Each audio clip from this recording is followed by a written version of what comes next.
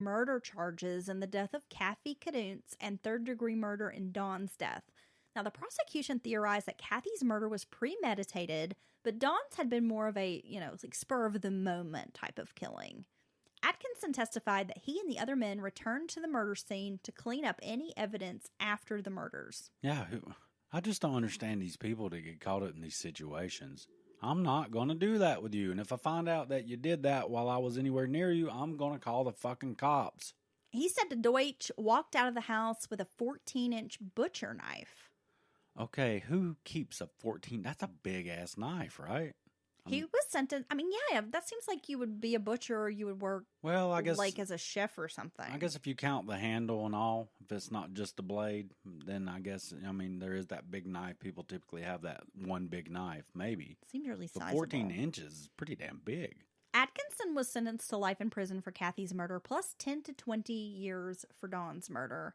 He died in 2013 at the state prison in Greene County, Pennsylvania. Yeah, I don't understand. Well, he got his, he spent the rest of his life in jail, but now I think any murders during the commission of a murder are carry the death penalty. So I think that's kind of changed as far as looking at that. Well, that was spur of the moment. Third degree, I didn't even know there was third degree murder till the other day. Frank Costal was tried in January of 1984. Now, the prosecution case relied on the theory that Kathy had been killed because of a drug deal gone wrong, and that Frank's motive was to get Kathy out of the picture so he could have Lou all for himself.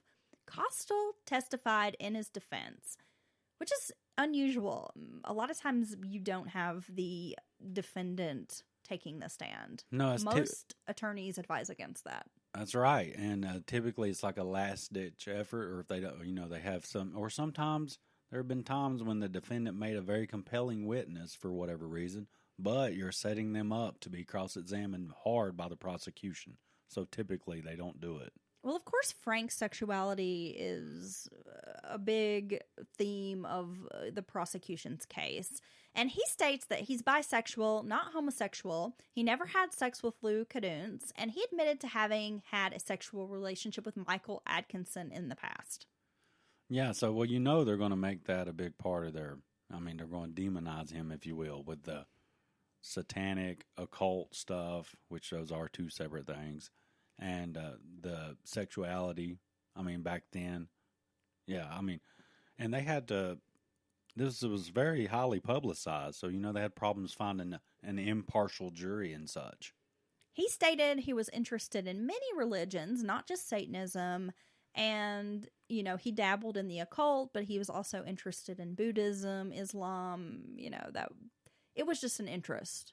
Yeah, it was just him I think you were right earlier. It's just him putting on for people, and that kind of caught up with him. But that none of that led to him murdering anybody. Right. Though you did point out that both victims were stabbed 17 times. Yes, and actually there was a professor. You had found some information about that. You want to share? Well, yes. An expert was brought in from Slippery Rock State College. Awesome name. Robert Mahowski stated that ritualistic sacrifice of humans typically involves 17 wounds. Now, I didn't dig, way into that because sometimes these experts just claim to be an expert and they're the only person that ever read a book about it, so that's why they're the expert. But I did find some, there's actually a satanic holiday on one branch of the Satanic Church. There's so many branches, we don't want to get into all that. But there's a satanic holiday on the 17th, on January 17th, and it is Satanic Revels. The top is sexual usage, oral, anal, and vaginal. So I'm not really sure what that holiday is about. But yeah, sex magic. Yeah, I guess so. But it sounds like fun, I guess, right? But yeah, so it just stuck out to me when we first discussed this. Me and you discussed or talked about both victims being stabbed exactly 17 times. I find that is not a coincidence. I think that's done on purpose, personally. Don't you? Yeah, it seems intentional. Yeah, because if you're in a rage and you're just stabbing someone, right, the likelihood that both victims are going to be hit exactly 17 times. It's very unlikely. Unlikely, yeah. Yeah, and if Kathy was shot point blank in the head first and then stabbed post-mortem, I'm going to guess, and then stabbed exactly 7. So it's not like it's even a struggle. So I thought that was very strange, and that's why I kind of tried to dig into that. There seems to maybe be a connection to satanic rituals with the number 17. I think it's up to like 50-something witnesses testified at Frank's trial. People took the stand to talk about the parties at Costal's apartment, in which he would sacrifice animals, perform blood rituals, conduct those fake marriages with young male lovers. During the search of his apartment, police found multiple, like, false marriage licenses, doctored marriage licenses. Yeah. He seemed to have this cult of naive, young, drug-addled followers, some of them truly believing that Frank possessed magical powers. People testified of his spell casting. He would create voodoo dolls, put curses and hexes on others if he felt he was slighted. Librarians, restaurant staff who pissed him off. Oh, how dare you not check my book out. He's like the original Karen. He is the original Karen. And none of this boded well for Frank. A female witness testified that Lou and Frank were lovers. Lou attended rituals at Frank's apartment, and at some point she had witnessed an altercation between Frank and Lou, in which Frank demanded he be the only one in Lou's life, and at that point, Frank confided in her that something bad was going to happen to Kathy. And that's a damning statement to make. And I think a lot of these witnesses, and there was a lot of witnesses paraded in front of the court, might be considered not the greatest kind of witness, the prosecution might want, with criminal histories, which I never agreed with that anyway. Just because you got in trouble with the law or you happen to be using drugs doesn't mean you didn't see what you saw. I always don't agree when they discredit people with that. But there's so many witnesses they're bringing forth saying all this different stuff, and they're definitely making him being gay or bisexual and dabbling in satanic whatever a central part of the case. And I don't think that's right either, but that's what they do. Atkinson said on the stand that Lou and Frank had met at the mall in 1977. Oh, and I should mention, Frank was known to wear some red suit, like very outrageous, like red 70s leisure suit type of thing. Oh, and okay. he would go hang out at the mall and try to like meet young people and be the cool guy. Wow. And then it seems like Lou is hanging out at the mall quite a bit. It's where he met his wife. He was going there for lunch, hanging out at the food court. Well, hey, the mall was popping back then. I mean, really, think about it. That was kind of that's where kids went and hung. Meet me at the mall. It's going down. It's going down. And that's where people socialized. It was a big deal to go hang out at the mall all day. Atkinson described Lou as a vengeful and jealous husband who had once accused Atkinson of having an affair with Kathy. Well, I mean, people that have affairs tend to, project that onto other people. It sounds like everybody's having sex with everybody right now. It's just like a big fucking orgy. Except Kathy, obviously, the victim. She's not in this. But the rest of these guys, with all the drugs and all this stuff going on and trying to one-up each other and be the cool guy in a red fucking suit at the mall food court, that sounds pretty fucking lame, honestly. Tomcatting around. Yeah, I'm going to take that back. Grown-ass men hanging out at the damn mall, and so that's not how it's supposed to work. So that's pretty fucking lame. Well, yeah, at this point, Frank is in his 50s. I mean, he's like in his late 40s, into being 50 years old when this is taking place. What the hell, dude? So can you imagine, like, your dad hanging out at the mall in like a red suit trying to be like the cool guy? He's like the Wooderson or something. Oh my God. Way older than even Wooderson would be. Jesus, he's pathetic. He is. I mean, that is kind of pathetic. Let's like, be hey, honest. I'm going to hang out at the mall in a red suit and pretend I'm a wizard. Yeah. You want to come back to my house and we'll talk to the devil? Got some black beauties. Yeah. What the fuck, dude? Get a life. He's such a dork. But Frank was found guilty and was given a life sentence without parole. He died in 2001.